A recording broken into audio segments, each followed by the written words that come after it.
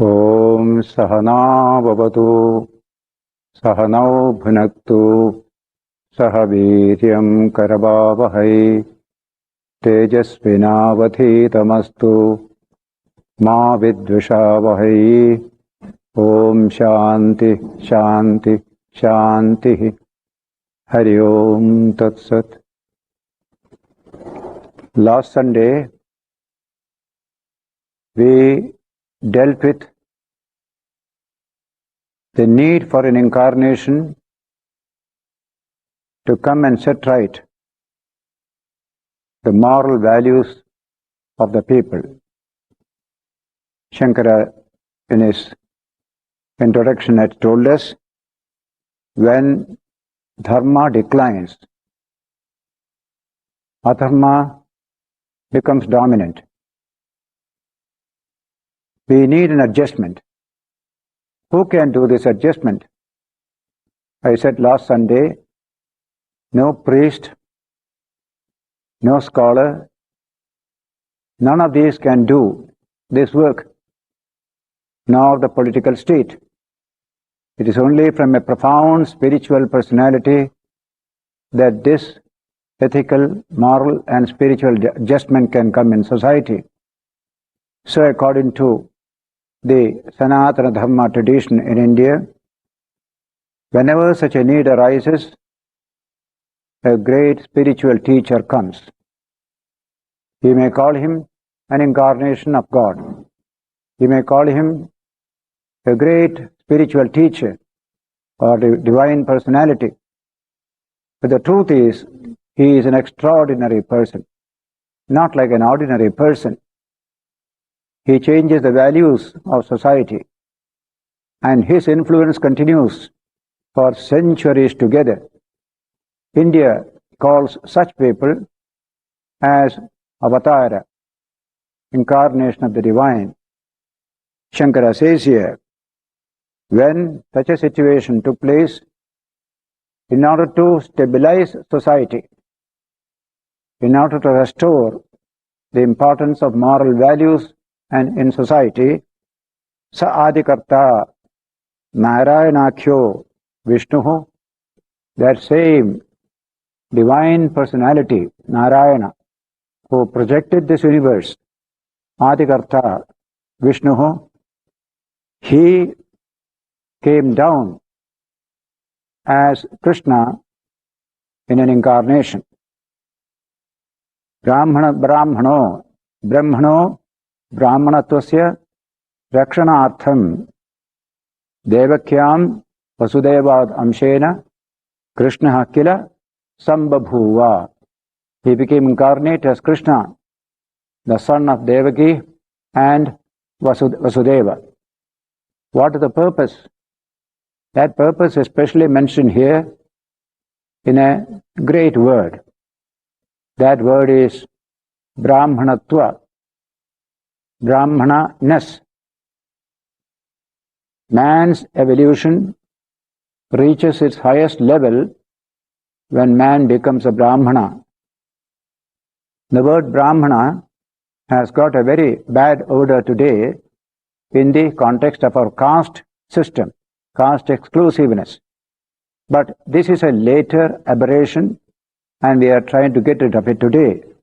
But in Indian sociology, there is a beautiful idea that man's evolution in the social context is to become a Brahmana. What is the Brahmana? Not from the point of view of caste, not point of view of by birth, but by actual spiritual development and realization. The first time we hear the word Brahmana in a definitive form is in the Upanishads, where it is mentioned, Etadvai etadaksharam gargi viditva asmat lovakat praiti sab brahmanaha. O Gargi, Yajnavalkya is telling in the Brihadaranyaka Upanishad, he who departs from this world after realizing this Brahman, the infinite reality, he is the Brahmana. All the rest are kripanas. The opposite of Brahmana is a kripana, small-minded. When you realize Brahman, your heart and mind expand. They become universal. That is the Brahmana originally presented in our Vedantic literature. In the Gita also, the same idea is upheld. By your character, by your conduct, you become a Brahmana, not by birth. This idea is expressed again and again in the Mahabharata as well as Ramayana. Later on, birth became the criterion, and that developed into what you call the present-day caste system with exclusive privileges, etc. But in its original understanding, it is human evolution rising to the highest level of spiritual development, where your own separate individuality vanishes, you feel one with all, you become the servant of all, you love all. That is the concept of the Brahmana in Indian sociology. Modern sociology doesn't give us any idea as to the direction of human development, direction of human evolution. We get a lot of statistics, we get a lot of social facts and formulae, but what exactly is the direction of human development and evolution? That is not given. That is applied in Vedantic sociology. The Brahmana is the ideal of human evolution. Here in this particular context, Shankaracharya refers to it in the abstract noun, Brahmanatva, that Brahminness, a quality which everybody can achieve. Everybody has the spiritual reality hidden within oneself. By manifesting it, we become the Brahmana. So, from every level of society, men and women must be urged to move in that direction, become a Brahmana. If there is a Brahmana in society, you don't need laws and regulations, not even the police or any such thing. He knows how to govern himself. This kind of ideal was placed before humanity in the older books of our literature. Shankara refers to this, that an incarnation comes to give a direction to the social process. That direction is towards becoming a Brahmana, a man of God, a man who loves all. It has nothing to do with particular birth or particular social stratification. This we forgot. Now we have to remind ourselves of this. Because of this, Brahmana can be found all over the world. It's not something, a phenomenon in India. Great people who love others, who live for others, they are the Brahmanas. They are found all over the world. Even in India we had a Mahatma Gandhi. He was not a Brahmana in birth. He was a Vaishya. But he became Brahmana by his own effort, and the whole country respected him for his spiritual attainment. So this idea of Brahmanatva, in order to establish the predominance of Brahmanatva in society, God incarnates himself. Once you give a direction to social energies, a direction which is ethical, moral and spiritual, there will be automatic stabilization of the social system. So, incarnation comes to show that ideal and to stimulate people to go in that direction. So, the statement here, Brahmanatva, Bhaumasya Brahmano, Brahmanatvasya Rakshanartham, Bhaumasya Brahma, the Brahman of the earth, that is the Vedas, that tremendous repository of tremendous knowledge and wisdom, that has to be protected, the very source of Sanatana Dharma, eternal spirituality. Along with it, Brahmanatva, Brahminness, Brahmananess, that high quality of human life. In order to establish these two, God incarnated himself as Krishna, son of Devaki and Vasudeva. Why? Brahmanatvasya hi rakshanena yakshitasyat vaidigo dharmaha tad adhinatvat varnashrama bhedanam. all the social classifications in any society, they all will become orderly, positive, creative. Once a direction is given, that is the direction. Don't be stagnant. Don't be static in your particular situation. Move on, move on. There is a great ideal to be achieved. That ideal is Brahmanatva. Be a Brahmana. You say that society is the best, which is ruled least by any government, because people are self-disciplined, they are pure, they have overcome selfishness and violence. So in this way, social evolution must be in that direction, and at the end of it you will find this Brahmana, man becoming a Brahmana. So all that is priestly about the Brahmana is eliminated. What impinges upon our mind today is the concept of Brahmana as a priest. This has nothing to do with the priestly idea. Brahmanatva ideal has been upheld by great teachers from ancient times to modern times.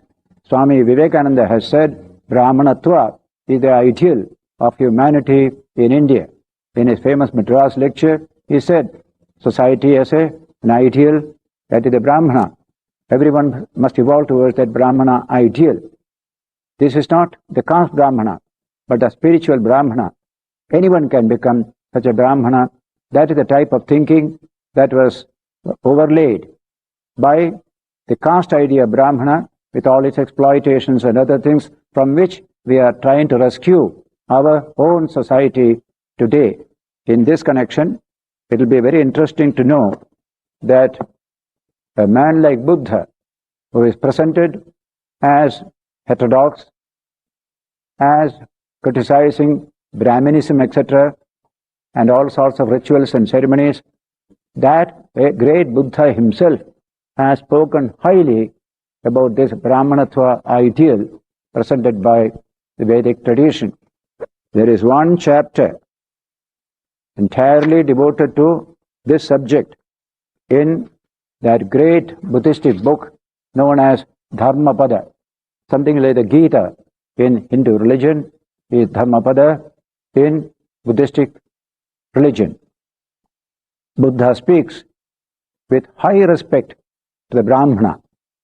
In fact, in his time, there were really great Brahmanas, along with many other Brahmanas who were priestly and exploiting people. Always there will be such kind of diversity. But there was also the Shramanas, the free spirits who became monks and lived in forests and dedicated themselves to the divine. So two types of people, Brahmana and Shramana. Shramana means a monk, a free monk. Now, Shramana is a monastic type. Brahmana is a householder. Even as a householder, the Brahmana was given very high status because of his purity and unselfish behavior. So, Buddha equates both of them. Respect the Brahmana and the Shramana. This is the advice Buddha gives to all his disciples.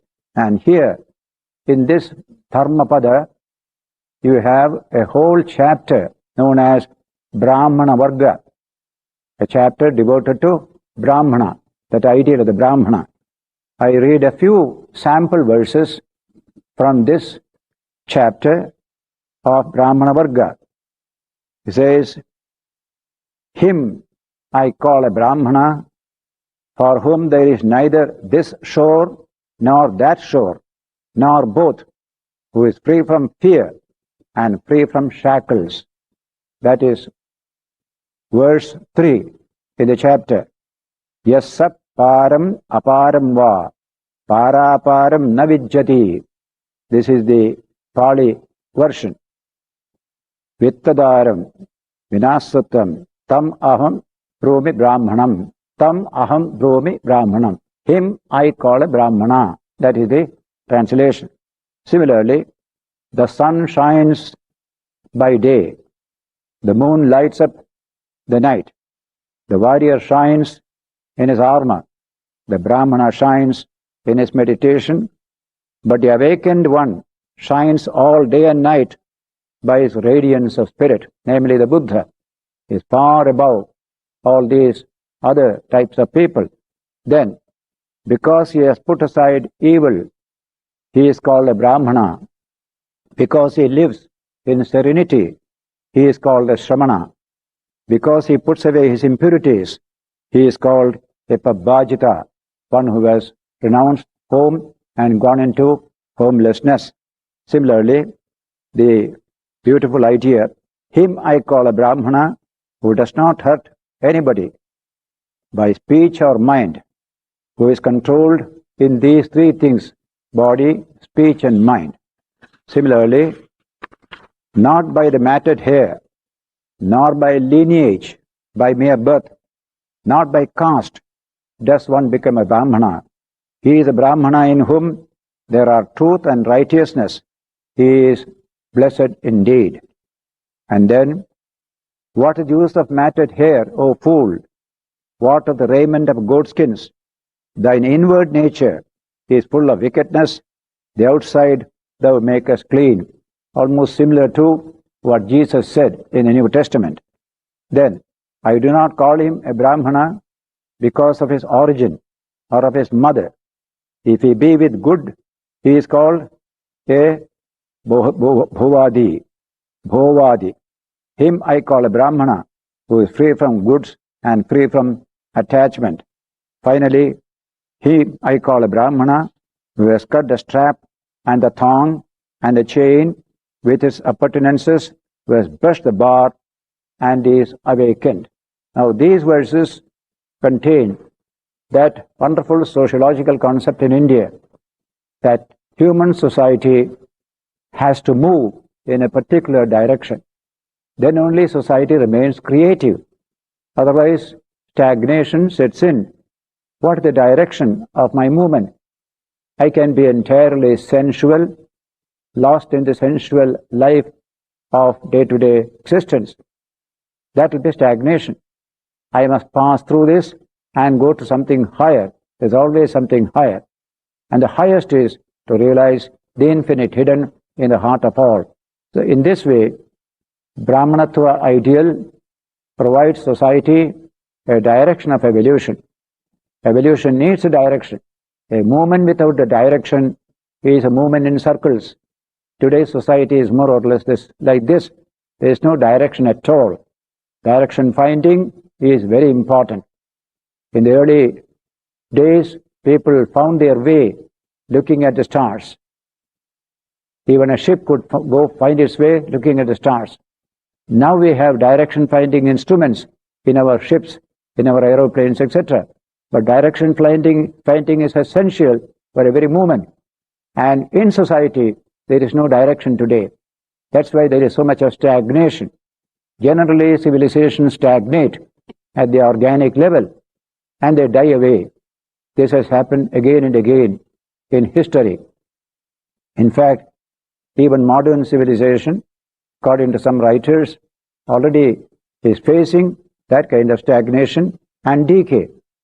The first book that was written on the subject was after the First World War by that famous book. It's called The Decline of the West. It's a very important book at that time. We have declined. Somebody wrote a reply to it in defense of the West. All this happened in the interwar years. There was a sense of defeatism at that time. Though men like Swami Vivekananda had said that the West is very strong, very young, it has got great things to achieve in the future. But a feeling came, are we on the decline? Even in America, there are thinkers who refer to that Western civilization on the decline. But today, there is every possibility to avert the decay and death of any culture, because there is possibility for cross-fertilization of cultures, which was not so easily available in olden times. Many old cultures died away.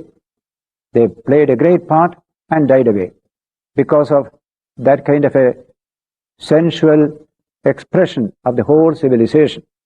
When we study Gibbon's book of the Decline and Fall of the Roman Empire, you will find this condition.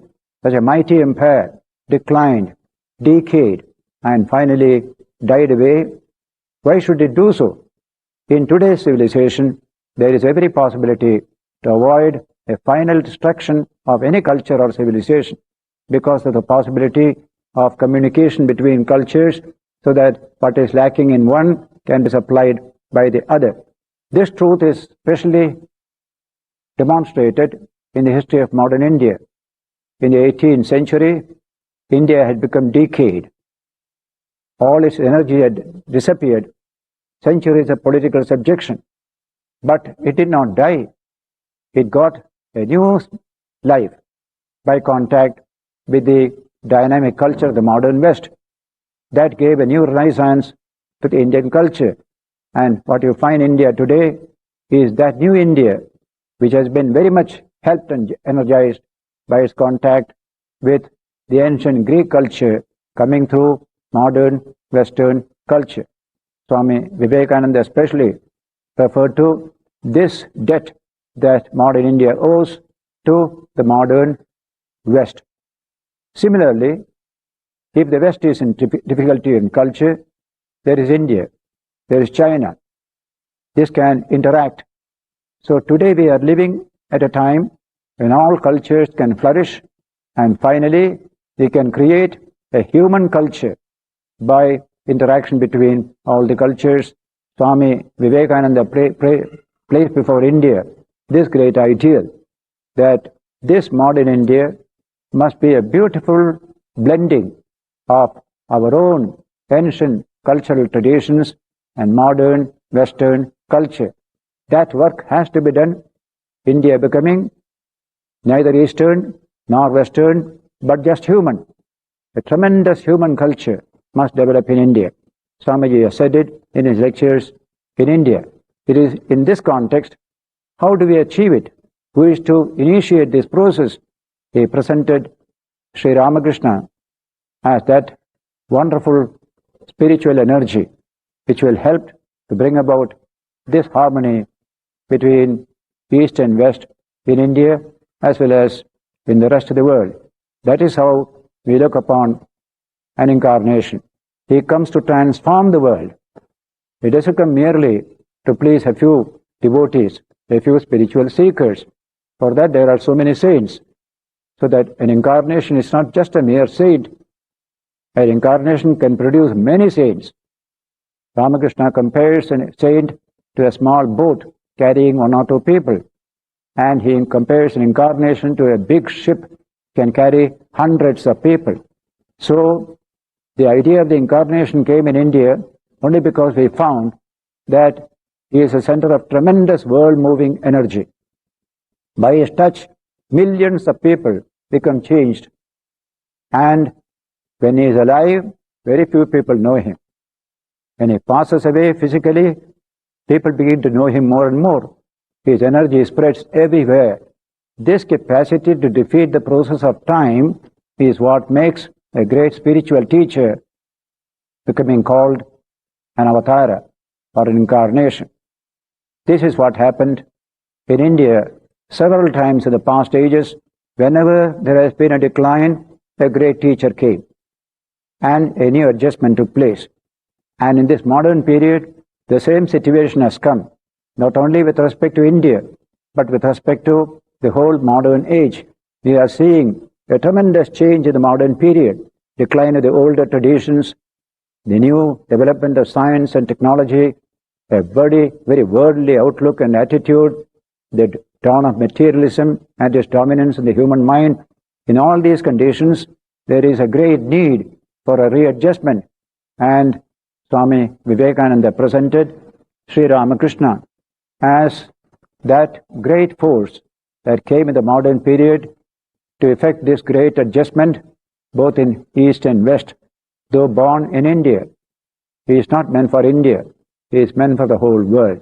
And today's world is so small, communications are so easy, so that what is a blessing in one place can also go to other places as a blessing. So when he was in America, he preached only India's spiritual heritage, philosophical heritage, the great Vedanta. But he sometimes used to refer to his master as an example of this great Vedanta. that universal vision of Vedanta.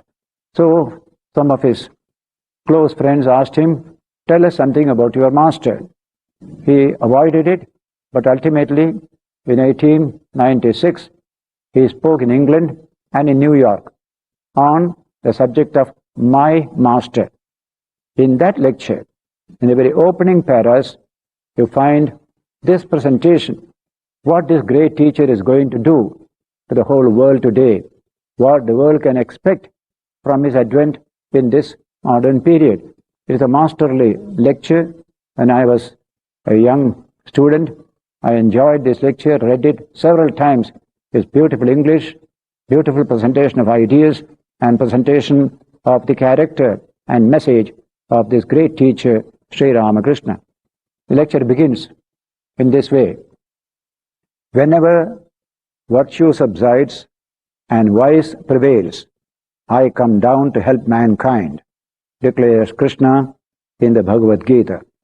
Whenever this world of ours, on account of growth, on account of added circumstances, requires a new adjustment, a wave of power comes.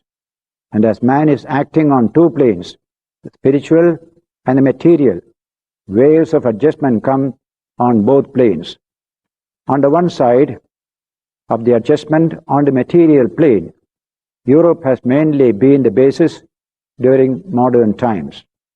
And of the adjustment on the other, the spiritual plane, Asia has been the basis throughout the history of the world. Today, man requires one more adjustment on the spiritual plane. Today, when material ideas are at the height of their glory and power, today when man is likely to forget his divine nature through his growing dependence on matter and is likely to be reduced to a mere money-making machine, an adjustment is necessary. The voice has spoken, and the power is coming to drive away the clouds of gathering materialism. The power has been set in motion, which at no distant date will bring unto mankind once more the memory of his real nature. And again, the place from which this power will start will be Asia. And so, he says finally, I am going to present before you the life of one man who has put in motion such a wave in India. That is Sri Ramakrishna. This is a presentation made in 1896 in New York and in England. Today we see the ideas and inspiration of Sri Ramakrishna going around the world and spreading all over India to bring harmony, to deepen human life.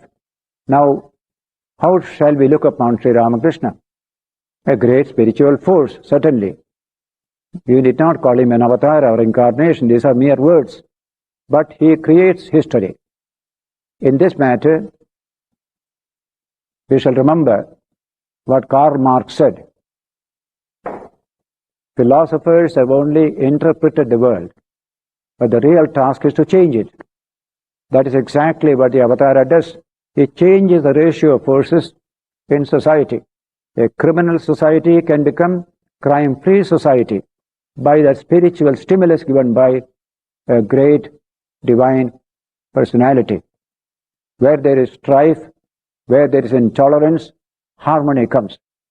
Sri Ramakrishna is to bring about this tremendous transformation in society in all parts of the world. That is the purpose of a divine incarnation. And so, when this Shankara's commentary says, long ago, such an event occurred in India. When Krishna appeared on the scene, he was truly a universal personality. His message has relevance for us even today in all parts of the world. That's why his book, the Gita, is being studied in all parts of the world, where he said, therefore, that in order to establish this truth for the Vedic religion, so broad, so universal, the mother of religions, which accepts all religions, which sustains every other religion, that's the Vedic religion. That has to be protected. This broad universal approach to religion as expounded in the Vedas, the idea of unity of all knowledge, secular and sacred, also expounded in the Vedas, in order to protect this broad universal approach to human life and problems as contained in the Vedas, an incarnation appears. And Krishna appeared for that purpose and also for establishing that social direction, the Brahmana type. Everyone must go in that direction. We are confronted by three forces, tamas, rajas and sattva. Tamas and rajas make us worldly, make us enter into quarreling, fighting, exploitation, and also violence and war. Sattva comes, everything changes, man becomes a center of peace, center of harmony. He projects that harmony outside. So evolution is towards sattva. More and more men and women with the sattva element must come in. And the one who has the fullest element of sattva, he is known as a Brahmana. He beckons us, every one of us, to go in his direction. This is your progress. This is human evolution. So he has said here, Brahmanatvasahi rakshanasya vaidiko dharmaha tad adhinatvat varnashrama bhedana. If this Brahmana ideal is properly projected and protected, the whole society becomes stable. All the various components of society will know how to be harmonious and move in that direction. It is this work, this triggering of the spiritual impulse towards sattva that an incarnation projects into the world, so that dharma tad adhinatvat varnashrama bhedana, all of them depend upon giving a direction to social energies, social forces. Now Shankara begins to say, this great divine personality, what purpose had he to come in this world? Only to do good to humanity. That is expressed in the statement, Sacha Bhagavan, Jnana Aishwarya, Shakti, Bala, Virya, Tejobhi, Sada Sampannaha, Trigunatmikam, Vaishnavim, Swam Mayam, Mula Prakritim, Vashikritya, Ajo, Avyayo, Bhutanam Ishwaro, Nitya Shuddha Buddha Mukta Swabhavo api, San Swamayaya, Dehavaniva, Jata Evacha, Lokanugraham Kurvan, Drishyate. That divine personality, he has no objective to gain for himself. He is ever full. But because of the maintenance of the world, he is very much concerned out of pure compassion. He takes recourse to his own Maya power. With that, that infinite one becomes a finite human individual, born with a body, Maya, through Maya Shakti, through the Prakriti or nature. He takes away the energy of nature, limits himself to a finite form, he says. Then he is the Ishvara, the master of the world. But what does it matter? He has reduced himself to a tiny human form. Outwardly, so tiny. Inwardly, an infinite energy is functioning within that individual. That's the nature of these divine personalities. He is Nitya Shuddha Buddha Mukta Swabhava. It's a beautiful Vedantic expression. Every human soul is described in this way. Nitya Shuddha, eternally pure. Nitya Buddha, eternally awakened. Nitya Mukta, eternally free. Every human soul is this nature. But we are caught up in Maya, and so we feel small, we feel petty, we feel bound. In order to give us the true knowledge, teacher comes. That teacher is fully aware of his own divine nature. So, Bhutanam Samaya Dehavaniha, he takes up a body and plays his part in this world. We have a beautiful word, Leela. Life of Krishna is a Leela. Buddha, Jesus, these are all Leela. It's a play. He has played this part to do this great work in this world. So, Dehavaniva, Jataivacha, Lokanugraham Kurvan, Rishyate. We see him doing blessing to humanity.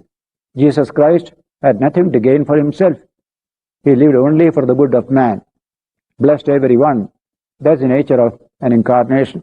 Buddha, purely out of compassion, goes out and blesses millions of people, first in India, later on almost the whole of Asia. This is how great teachers function. And so, this idea of an incarnation is, whether you have it in a doctrinal form, but a fact is there. There is a person whom you cannot classify as an ordinary type of hero, ordinary type of saint. He has tremendous energy within himself to attract humanity, to attract people to himself. And through that attraction, he transforms their personality as well. Sinners become saints by the touch of a great incarnation. See the touch of a Buddha or a Jesus. How many scholars, how many artists have been inspired by these two personalities? They themselves were not scholarly, they themselves were not artists, but scholars, artists, authors, they all become inspired to express their artistic genius in various works of art, of books, etc., etc. That is where you see the enormous energy of a spiritual nature expressing through these great personalities.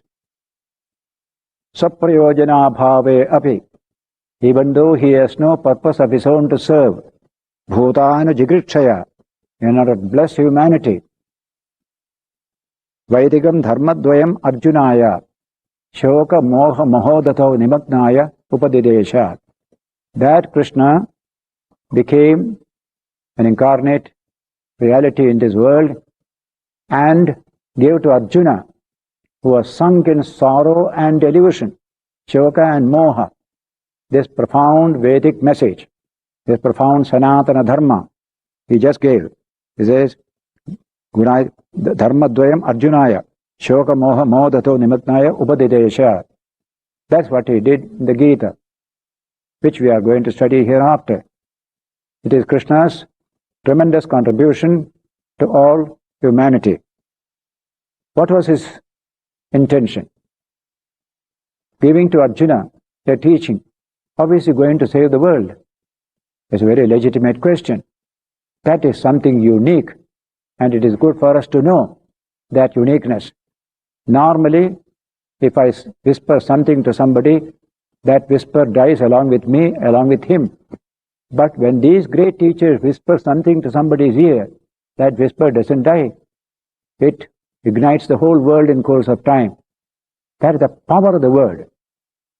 The power of the word is not in the word, but in the person behind the word, in the realization of the person behind the word. So, the deeper a person, the more spiritual a person, the more power his words have. An ordinary man speaks an ordinary word, there is no power. But a Jesus or a Buddha or a Ramakrishna, speaking a few words, they convey a profound message not only to the listener, but to later generations as well. This is the power of the word of a great incarnation. There is some tremendous energy within. We call it the energy of spirituality that has the power to attract people and to transform them. When Jesus goes walking about the sea, the lake, Galilee, he finds Peter casting his net to the sea. He looks at him. Come and follow me. I shall make you fishers of men. Simply a few words, and you find Peter throwing away his net, following Jesus. What is the power of that word? Come and follow me. You can say, I can say, millions of people can say, but there is no power in it. The power of a spiritual teacher is tremendous. This has happened in many, many cases. So he says, Suprayojana abhave api bhutana jigritshaya Vaidikam dharmadvayam arjunaya upadidesha. He imparted this Vedic dharmadvayam, the twofold Vedic dharma, pravritti, nivritti, leading to worldly welfare and spiritual freedom. That's what we have studied earlier. This dharmadvayam, this double type of dharma or philosophy, he imparted to Arjuna on the battlefield of Kurukshetra. What was the intention? Gunadhigairhi grihitha anushtiyamanascha Dharma prachayam gamishyati iti. It's a very beautiful expression. It answers the question, how does the message of a spiritual teacher spread in society? They don't need newspapers and modern media of communication. They may use them, but the essential media are the character, the contact, the behavior of the instruments of that communication. So let us study Gita. Krishna spoke to Arjuna, and this commentary will tell you, Vyasa took that message, put it into 700 verses and made it the Gita. And that Gita is now inspiring millions of people. What Krishna whispered to Arjuna alone on the battlefield is now listened to by millions of people. Similarly, Buddha went to Benares after his enlightenment at Gaya, Buddha Gaya. He had only 5 disciples there. I am sure in those days we had no newspaper correspondence or radio, television, nothing. Only 5 people. They listened to it and they were inspired. And within the next 600, 700 years, it has covered practically the whole of Asia. What is the power of the word? That is the power that is transmitted to certain people. Those certain people who will transmit it to others must possess certain qualities. That is what is explained by this phrase, Guna adhikairihi grihitaha anushtiyamanascha dharma prachayam gamishyati. If this teaching is given to men and women of more than ordinary virtue, Guna adhika. Ordinary virtue people have. You pay your taxes, you are kind, you look after your parents. These are all called ordinary virtues of society. That's not enough. Something more is needed. A more dynamic virtue is needed. So it's called Guna adhikairihi. When such people, grihitaha, they understand, they receive this teaching, then they practice it, anushtiyamanascha, then they become dynamic instruments of social change. Dharma prachayam gamishyati iti. From them it spreads in society, from one person, one group, another. And you can see, though the teacher has disappeared from the world physically speaking, his teaching continues to inspire millions of people thereafter, and this goes on for hundreds of years. That is the language used here. Guna adhikairihi grihitaha anushtiyamanascha dharma prachayam gamishyati iti. What was the blessing for a few becomes a blessing for the many. And Buddha used this very expression. In Sanskrit, it is a beautiful expression. He spoke to 5 people. Within a few days, 5 became 60. And he sent all the 60, go and preach this great teaching for the blessing of all. What is the nature of that exhortation? Bahujana hitaya, bahujana sukhaya. Bahujana means the infinite mass of people. It's called bahujana. Not half a dozen people or a group. The vast mass of humanity is called bahujana. For their hita, for their welfare, for their sukha, for their happiness. My teaching is for bahujana hita, bahujana sukha. That is really the motivation of all these divine personalities of Buddha, Jesus, and today in Sri Ramakrishna. Bahujana hitaya, bahujana sukhaya. It takes time and it slowly spreads. Nothing can stop it. That is the idea. Though after some centuries and centuries, it becomes diluted. It becomes weakened as it passes through human minds and hearts. Then again, another crisis will come. Then again, another teacher will come. That's why Krishna will tell in the Gita, in the 4th chapter, I come again and again. These adjustments are needed again and again. Therefore, it's not just one man coming once for all. In India, we don't accept that idea. The divine manifestation comes again and again, and the people recognize that divine manifestation, give them honor and respect, don't crucify them, don't destroy them. That is India's tradition. Whenever a new spiritual center comes, we respect that spiritual center, we follow that center. You can see it happening in the modern period. When Swami Vivekananda came, he criticized the Hindu practices and the wrong understanding of religion on the part of the Hindus. more strongly than anybody else. And yet he was honored, he was respected, he was welcomed. And today he is considered to be a great spiritual leader of modern India. That is the nature of the Indian tradition. There is not that kind of narrowness, that fanaticism, that finished idea. Everything is finished and final, nothing new. We do need truth to be given to us in new language, in new forms, because the old things do not become current coin in a later period. Certain words, certain concepts have to change. Ramakrishna said in a beautiful sentence, the Mughal coins have no currency under the East India Company's rule. There is no currency value. You need a new coin to be minted, East India Company. Today's Republic of India, you have to mint it in that Republican, what you call state mint. So then only it becomes current coin. So old ideas need change, reformulation. Because India believed in this, there is a resilience in the Indian cultural tradition, and also a tremendous continuity, 5,000 years of continuity, so that every now and then, when things sag, morals sag, somebody comes and strengthens it, a new formulation is given. We call it Yuga Dharma, Dharma for this particular age. For that country, there is one Dharma. Another country, one Dharma. Similarly, one age, one Dharma. This is not universal. This is for a particular period. Then it will be reformulated later on. That's why incarnations come again and again. We need it because of the human weakness. Then he says here, Gunadhikarihi grihitaha anushtiyamanascha dharma prachayam gamishyatiti. That is how dharma spreads in society.